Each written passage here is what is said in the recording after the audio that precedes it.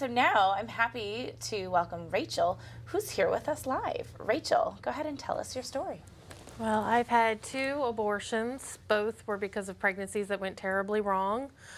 I live in West Virginia, so the laws are quite difficult to actually have and get an abortion. First abortion I had was in 2003. I was married happily. We were trying to have kids. The doctors really were helpful. My gynecologist was able to do the abortion. I was able to have it covered by my insurance. I was able to stay in my hometown of Gaithersburg. I was completely, everything was covered, everything was great. It was as if it was healthcare, you know, and then we moved to West Virginia in 2006. In 2006, we were convinced there was just one time we had bad luck. Unfortunately, that was not the case. In 2007, I got pregnant again, same thing happened. When I lived in West Virginia, however, we only had 2 clinics that were in Charleston.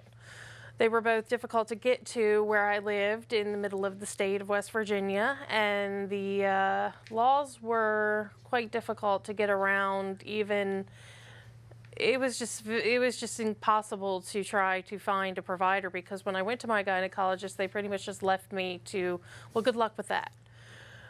I was in tears every day. I thought that, how could this happen again? What did I do?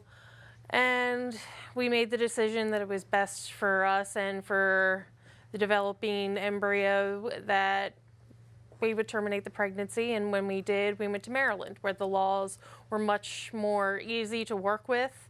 It was a 1-day drive to and from. It was terrible because it was very, very cold that day. It was through the hills, which I was already nauseous. The provider I went to was an independent provider, very good, just the best guy ever, and his nurses and the clinic escorts, I want to thank them. And we went back the same day, and that's pretty much when we decided to adopt eventually. Thank you so much for sharing that. And tell us why you're sharing your story. Why do you think it's important for people to hear abortion stories? Well, I've met with a lot of the representatives in West Virginia, and they're deaf to the realities of trying to get an abortion in West Virginia.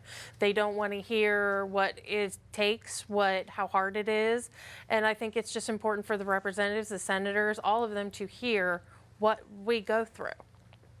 Thank you so much. Appreciate it.